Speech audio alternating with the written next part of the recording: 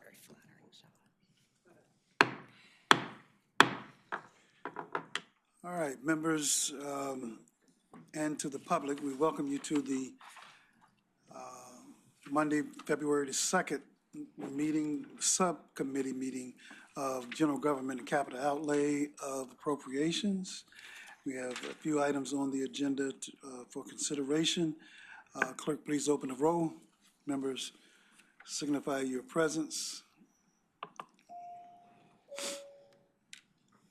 And we do have a quorum.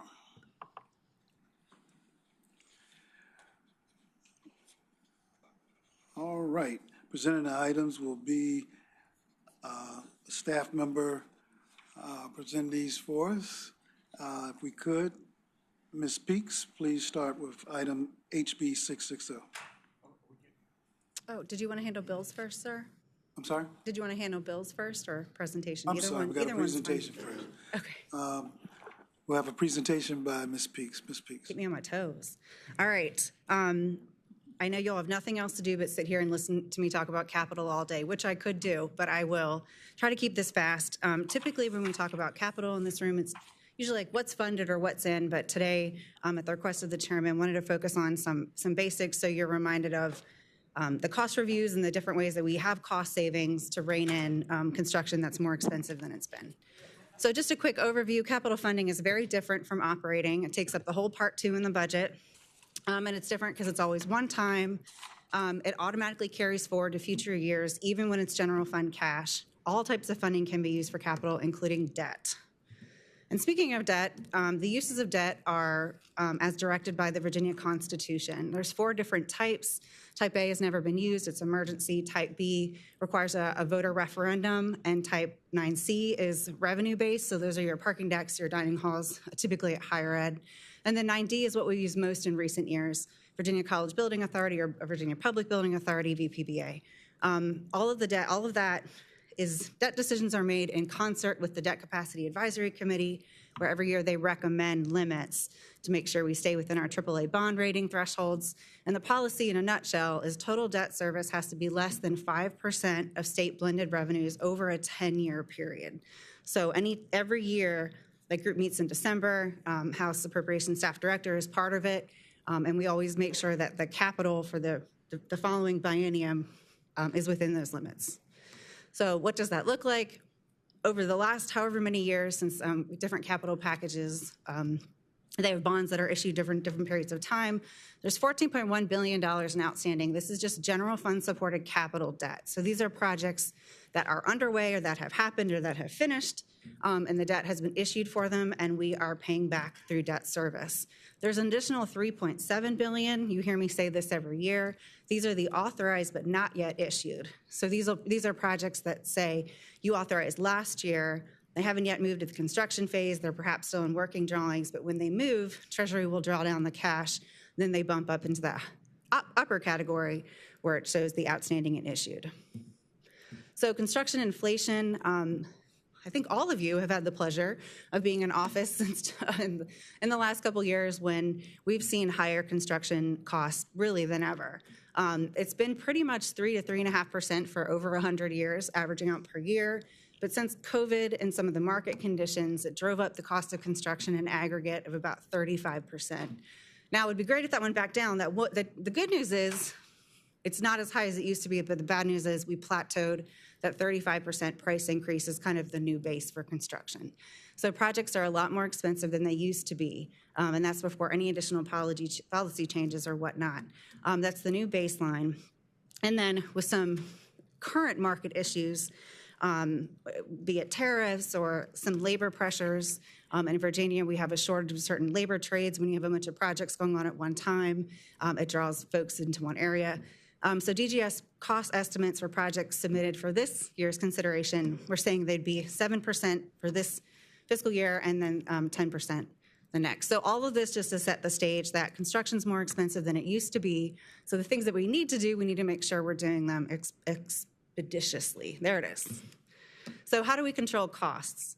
You hear me talk about the pool process all the time. So what is that? Since 2008, we've been using this process. It puts a bunch of projects into one single pot, gives you one total dollar over that.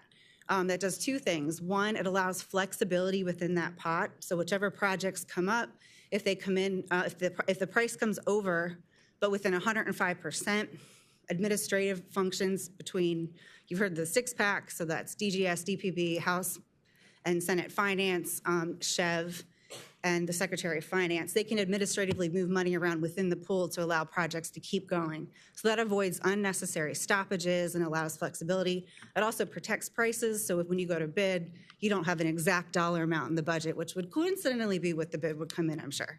So when you hear me talk about pools, there's typically three: planning pool, construction pool, and FF&E, which if you can shout out what that is, you get extra credit. Just kidding. Can you tell us, my kids have been out of school for like a week and a half now, so trying to think about school. All right, controlling costs. Another way we do it, we authorize for design first. You haven't heard the phrase cost overruns often because that's not the way we typically do it at this point. That did happen during that 35% period. You heard about it then. That's when we were funding the supplement pool. Those are projects already underway, that there were unforeseen market conditions, and that's when we had cost overruns. Typically, through the process since 2008, when you fund projects for design first, and instead of for the whole project, you can advance in your planning, whereas if you start at the beginning and you fund the whole project, you're gonna be off by plus or minus 25%. And when you're looking at $300 million projects, that's a lot to be off. So by starting with design on the vast majority of them, moving through, and then it comes back to you all to make the decision once we have a more firm number, whether or not you want to proceed at the construction stage when we have a much better idea of what that total cost will be. So just a note at the bottom, although it's typically been the case that projects authorized for planning have been funded for construction, that's not a guarantee because ultimately the decision still remains with you all when we have the more updated construction cost. Well, how else do we control costs? DGS reviews. Throughout the process, starting from the very beginning, DGS applies the same standards statewide. They use national and international costing data. They compare it to other states, to other government entities, private entities to come up with the appropriate comps and building types. And then at the different steps, they provide a cost review to make sure that it's the appropriate expense that it should be, and we're not building any very expensive buildings, well, expensive beyond what they should be. When it comes in towards the end, when you get close to the construction cost, if it comes in over, agencies are required to do extra value engineering, and sometimes they even they have the option to chip in their own dollars if it's over what the state has funded. Presuming inflation. So the 35% I talked about, if we had been able to predict that, I think those people will be living large somewhere. But now we know what it's going to be, and we have a pretty good feeling. So when we fund projects, when you all make decisions to fund projects for construction, they are funded with an assumption of how long that project will take. And so when the money is going out the door, it assumes that amount of inflation into the project total. So a couple slides ago when I was talking about the DGS assumptions of 7% and 10%, the House Bill 30, the projects that are included in there, or any amendments you all choose to make, will be funded with those assumptions, since most of those projects wouldn't go to construction for another 1 or 2 years.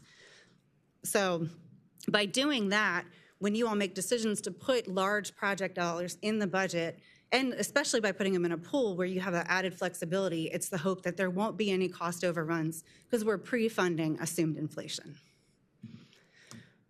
General Assembly oversight. So while the need for capital funding will always exist, and we've been talking a lot lately about prioritizing the upkeep of existing facilities, but then you all do make decisions when new facilities are needed for population growth or priority change. But you play the central role in this. You're the oversight to assure effective capital processes. That's the six-pack I talked about, or the different ways that there have to be cost reviews or different stops along the way. You prioritize the projects, so even if they come back after planning, some might move ahead of others because you've determined their higher priority. And then finally, you have accountability over specific project owners. So those are the agencies, the institutions of higher ed, the ones who own the project and will own the property after it's finished. So the accountability that they make the most efficient and effective use of the funds. Because when you hold back and aren't moving forward once a project's authorized, if you're not moving in the prescribed time frame that the funding assumed, then you are committing the state to we'll use that phrase, cost overruns. And the hands are somewhat tied at that point because you've already authorized for construction and you've sunk a lot of money in. And that's not a place any of you like to be, I know. So are there any questions or any desire? I can keep calling tap a little. Thank you so much for your presentation, Ms. Peaks. Members, if you have questions, please use the request to speak button. First up, we have Delegate Reed in the hopper. So, Ms. Peaks, the question I had was, you said that we're supposed to be at 5% of blended revenue. So with what we currently have allocated, what percentage does that put us at? Like, how much ceiling, additional ceiling do we have available? That's a great question. Within the 5% for the next 2 years, we could issue up to 1.4, almost 1.5 billion per year and stay within the 5% blended 10-year. Yes, sir. Thank you so much. Other members' questions? Not seeing any. I'll just reach out to emphasize a couple of things from the presentation. We want to thank you for that great presentation to the members, but to the public as well.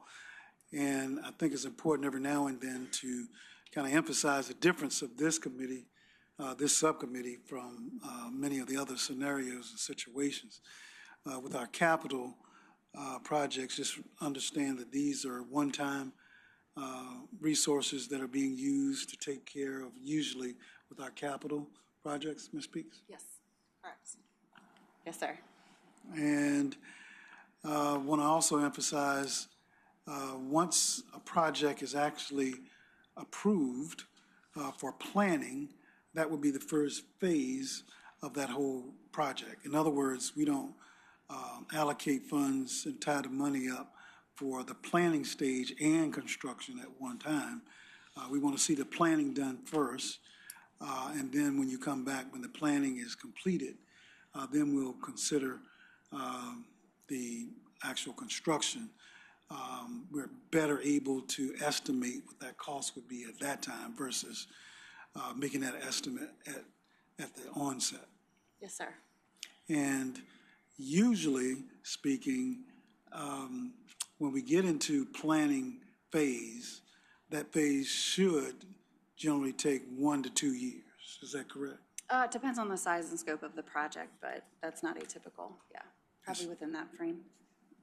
Within 1 to 2 years. So what we want to do is to make sure that projects move along for that same purpose, because we're tying up the resources the longer planning tends to happen, and if construction is delayed. So those are just some points that I wanted to make sure that we emphasize. Ms. Peaks, any closing remarks? No, sir. All right. Seeing no other questions from our members, then the next item on the agenda is for us to handle the legislation that's before us. We have three bills that are before us, starting with House Bill 660. Ms. Peaks. Yes, sir. House Bill 660, patroned by Delegate Maldonado, provides that in any criminal or traffic case, the court may waive the assessment of certain fees for indigent defendants. Provides that it can be done without the judge or court taking action on their own without request or motion, or upon motion by the defendant to do so. Mr. Chair, Delegate Reed. I know that this is really very important, but I think the fiscal impact really warrants that we probably need to table this. And so I'd like to make a motion to table gently. Second. It's been moved and properly seconded that we table House Bill 660. Clerk, open the roll. Members, please cast your vote.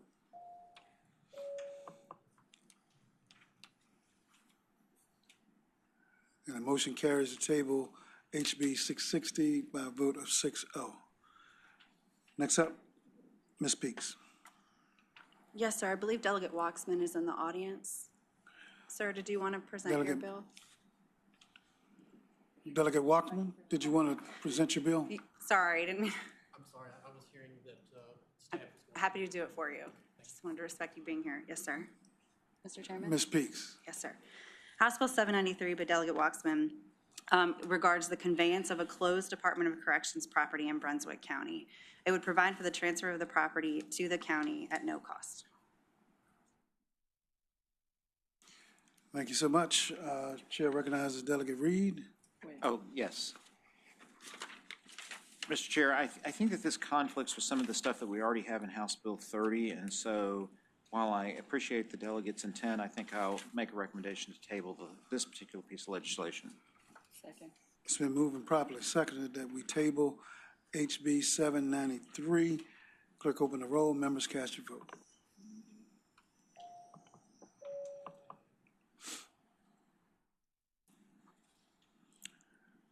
And the motion carries. HB 793 has been tabled by a vote of 4-2. And the next bill that we have is HB 1780. Chair recognizes Ms. Peaks. Oh, I'm sorry. Sorry, I put the wrong number on there. It's HB 1329 for Delegate Ware. 1329. My apologies. No, it's mine. Next up is HB 1329. Yes, sir. Was there an amendment to this one? I believe the patron had requested an amendment to it. Second. It's been moved and properly seconded that we receive the amendment. The amendments, all those in favor say aye. Aye. Nays have the same right. The amendment is before us.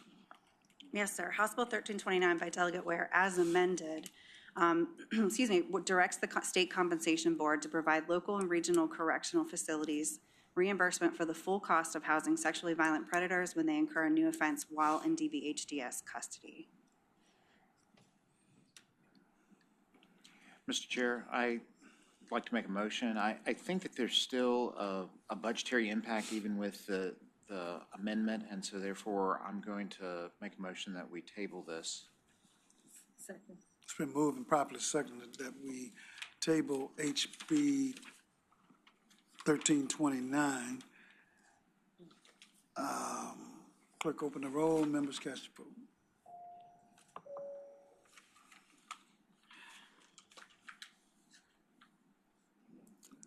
And the motion carries. HB 1329 has been tabled 4-2. And that concludes our docket. And next up, we have compensation for the next subcommittee meeting. We adjourn this particular meeting. Thank you.